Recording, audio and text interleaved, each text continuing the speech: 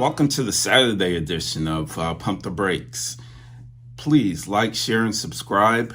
There's a button down there for subscribe.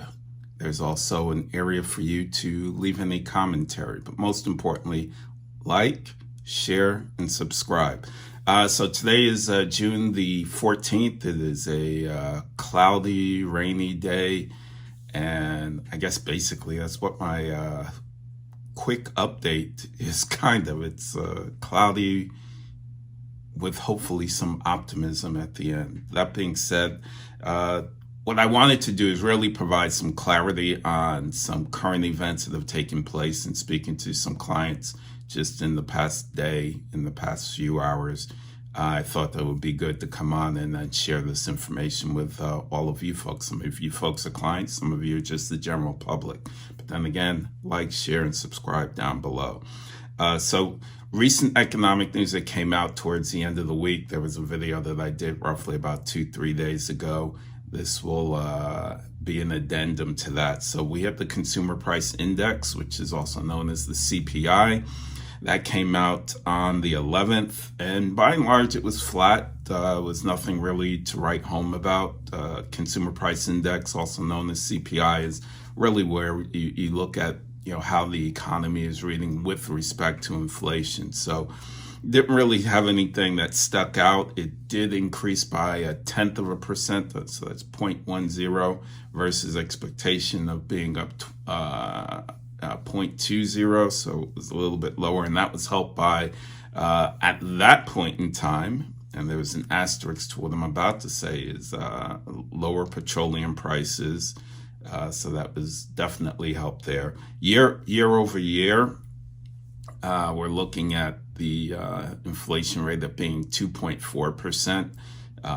It was previously 2.3%. The Federal Reserve has a target, and I'll hopefully touch on that towards the end. Their target is 2%, what they look at it trying to get inflation down. A lot of the number could have been what's considered front-loaded. Front-loaded being that many people bought items during a specific point in time. Pardon me, someone's trying to reach me. During a specific point in time, as they were hearing about tariffs possibly causing prices to go up. So with that being said, a lot of people were buying goods and services ahead of time. I know I was out in April, shortly after it was announced about the proposed tariffs, and I can remember a cousin saying, she went out and bought an iPhone so that she could get it at what she felt would be a cheaper price than what it might be in the near distant future. So I can remember that, seeing the advertisements, automobile advertisements, come get your car now, versus waiting. So things of that nature may have spurred individuals to go out and buy. We will have an idea as far as individual spending on this coming Tuesday, which would be Tuesday, I believe, it says the 14th, so it's around 15th, 16th. So roughly around the 17th. Most importantly, June 17th, we'll have the May retail sales, U.S. retail sales number that comes out. So that will definitely provide a lot of insight as to spending power and consumer sentiment with regards to their spending power. What I did notice, anything that really stuck out in this inflation report was declines in eggs down 2.7%. Year over year, prices are still up 42%. Airline prices down for the month of May about 2.7%. And that does give you an idea of people changing their spending patterns at this point in time and maybe doing less traveling, at least by plane. Major appliance prices up 4.3%, and I'll touch on that in just a moment. Now, the following day, we have what's called the Producer Price Index, and that's basically the prices that producers charge for their goods and services. So have their prices gone up, and what's then passed on to let's say the distributors, your retail stores, so on and so forth. And that number was pretty much in line just as well, only up 0.1% versus expectations of being up 0.20%. Year over year, it's up 2.6 versus where it was previously at 2.5. So it illustrates that sellers have been able to keep prices down and passing on those savings to you as a consumer, which if you can keep inflation down, that's a great thing. Higher inflation means higher prices, means changing of habits, and also means possibility of the markets being down and your investments being down in different areas. So we will see. Right now, you still have, as far as tariffs, that being something that we expect to be a main contributor, there is a flat tariff of about, say, 10%. That's for everybody. And then for certain areas, those tariffs are higher, such as steel and aluminum tariffs that went into effect, on June 4th. That's at 50%. So when I say those tariffs are for any imports. So the steel or aluminum that's not made inside the U.S. How does that affect an individual or an investor? That means that higher prices on household appliances, vehicles, canned goods, construction, building materials. Now, on Friday, we had the consumer sentiment report, which was a good number, just like the jobs number, as I mentioned in the previous report. So the expectation is that we would have hit a number of, say, 54, whereas the actual number came out at just about 61. So versus the last reading in the month of April, because those are, in the month of May, pardon me, because these are the early June numbers at 61%. That's an increase from the previous number of about, say, 16%. So that means that people, basically in layman's terms, people have not been as pessimistic about spending, about the economy and inflation. Also, that what took place last week between June 9th and June 11th, which is important, were the talks between China and the U.S. Now, they didn't settle anything with respect to tariffs, but it did create a framework with regards to where they can use that framework for their next meetings for their next meeting. So with that being said, that's an optimistic thing, because if we're talking about higher prices, maybe that is a good thing, since that's one of our larger trading partners and we import so much from there. That could be a good thing. I know that the U.S. amended the issue that they had with student visas, where they were going to restrict student visas for people coming from China. And China, trying to remember, tariffs for China.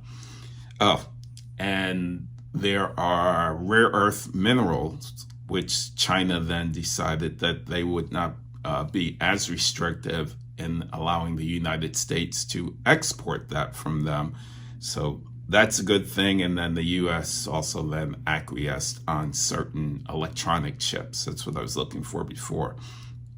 So there's some give and take in there. Some people will call it maybe your taco sentiment, so to speak. But that's where we stand right now. And China maintains a 10% tariff for goods going over there. The U.S. currently, I believe, has a 55%. And I believe it's either July 9th or 19th, where hopefully they will have settled, not just China, but many other countries, with respect to what will transpire going forward with tariffs. This next part I just want to touch on, I call it, price check in aisle one. And I'm going to get to, these are technically some of the elephants in the room. There's been a lot of chaos that's going on domestically with regards to, issues that should have been settled many, many years ago, let's say with immigration. And you may say, hey, let's not talk about immigration. That's political. I say politics and money go together. So it's hard to separate the two. And this is something that's been kicked down the road, whether you're a Democrat or a Republican, whatever the case may be. Politicians have kicked this issue down the road for many years, where they could have really created a framework and maybe legislation, but nobody has really decided to do that. And what we're dealing with, it seems many days that we're at a critical mass. People are being rounded up, whether they be illegal, whether they be criminals or not criminals. People are being rounded up, whether they have visas or they're actual U.S. citizens.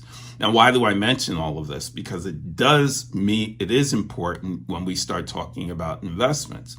Because let's say, for instance, if you're in certain key areas, such as the hotel industry, the leisure industry, the food industry, some parts of the service industry, the construction industry, if people start having fears of being deported and rounded up, they may not come to work. And if they don't come to work, there'll be work shortages. And if there are work shortages, goods and services are not produced. And this can go back to what I mentioned in my previous video about GDP, gross domestic product, and the growth of the economy. If goods are not being sold, then, if you're looking from an investment standpoint, well, the value of your investment may go down because the company that you're invested in cannot sell as many goods and services. So it's not just the chaos of tariffs that could, create a burden on sales for corporations. It can also be immigration. The optics are not good at this point in time. And there is a possible taco carve out where you won't see, let's say, ICE agents running through the fields going after agricultural workers or at meat processing plants. So these are things just to think about, not trying to put fear into you, but it is just the reality. It could create a labor shortage, which can increase prices. Now, the other elephant inside the room is your geopolitics. It's a wild card, I like to say, for the economy. And it's basically what has transpired recently in the past day, where you had Israel, bombing Tehran in Iran. Now, you may say, hey, it's a good thing. They shouldn't get their hands on nuclear weapons. My opinion is slightly different, but whatever the case may be, it does create uncertainty in a certain region and within a certain industry, or industries for that fact, because OPEC is your oil consortium. Iran is a major producer of oil, and they're located near the Straits of Hormuz, where a lot of shipments come through. And I want to say it's roughly 20 million barrels that I looked up, getting that information from Bloomberg today. 20 million barrels are shipped through the Straits of Hormuz, which is roughly about a fifth of all global shipments. And it will not preclude Iran from either stopping ships in the water or possibly blowing up ships. So all of that, yes, doesn't sound good, but it's the reality. And I have to mention that could lead to higher prices. Where would you see higher prices if this is happening? And it is happening as far as pricing. I know that, petroleum had jumped up about, say, 17%, pulled back, but it didn't pull back that much. So if we were roughly around maybe $62, $64 a barrel, we were at maybe about, say, $73, $74 a barrel. And that's just domestic crude oil. So where do you see oil and what products? Oil and its derivatives are used in the obvious transportation, heating, electricity, plastics, clothing, toiletries, cosmetics, medical supplies, raw materials, household products, and construction products. So if this warfare continues, this chaos continues, it can also be inflationary. We may not have seen that in the CPI that just passed, but you may see that creep up in the next CPI that comes out. So those are the wild cards inside the economy, or as I call it, price check in aisle one. The market's closed as such. This information is being brought to us by MarketWatch. The Dow Jones closed year to date. It is down 0.81, so it's less than 1%. The S&P 500 is up 1.6% year to year. The NASDAQ is up 0.5%. Mid-cap stocks are down via the S&P 400 mid-caps. That's down 3.66, or about 3.58%. The Russell 2000, which are small companies, that index is down 5.8%.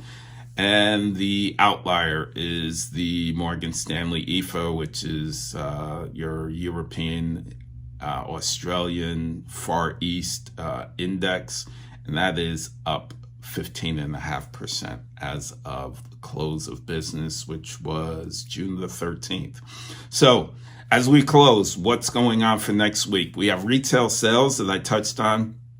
So we'll see how consumers are, how comfortable they have been in the month of May. That'll be on Tuesday. You also have housing starts and building permits. That's also important, because when you start looking at the cost of a roof over your head, whether it be renting or whether you're a buyer or a seller, you want to know how many housing starts, building permits, basically more inventory out there. And then lastly, we have the FOMC, which is your Federal Reserve meeting, which will take place on Wednesday, June the 18th.